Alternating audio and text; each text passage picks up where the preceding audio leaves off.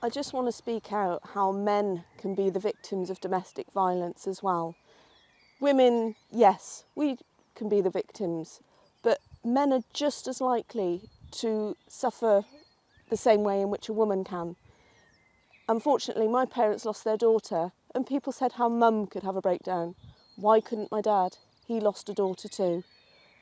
Same thing happened with me and my husband. I could fall apart when I lost my daughter, but why couldn't my husband?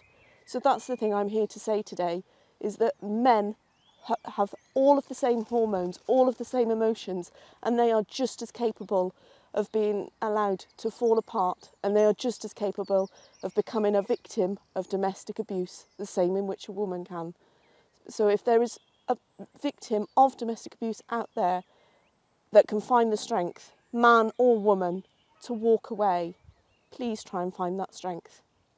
My mum multiple times was suicidal, and my dad would always protect me and send me off to my grandparents so that I didn't have to witness. My dad's always been the protector, and if Dad, I suppose Dad feels if she was hurting him, she wasn't hurting someone else. And that's not just me and my sister, that would be protecting my mum from everybody, because she could be an abusive person, but she could always be a generous person as well. She was very much a Jekyll and Hyde character.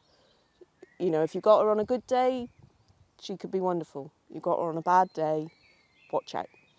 When you are in a domestic violence relationship, or even if you're in a domestic violence family, you always make excuses for the perpetrator. In my mum's case, it was her mental health, and we always excused her behaviour. We said, "Oh, it's just the way mum is, and that she'll be all right tomorrow," and that's where we went wrong as a family. And I hold my hands up. I went wrong as a daughter, and said Dad did ring up the police when she was being violent towards him. And that, so there is a long police record of mum's behaviour, not just towards Dad, but towards others as well. And like I said, I kept her involved in my family, but I also felt I had to keep her at arm's length to protect my children. I acknowledge what my dad did was wrong, and even my dad acknowledges his words. His words to me was, "I know I'm going to prison. It's just how long for," and that decision is completely out of our hands. And that was up to the judges to decide, not us. And we as a family accepted that, but at the same time he's still my dad and I love him.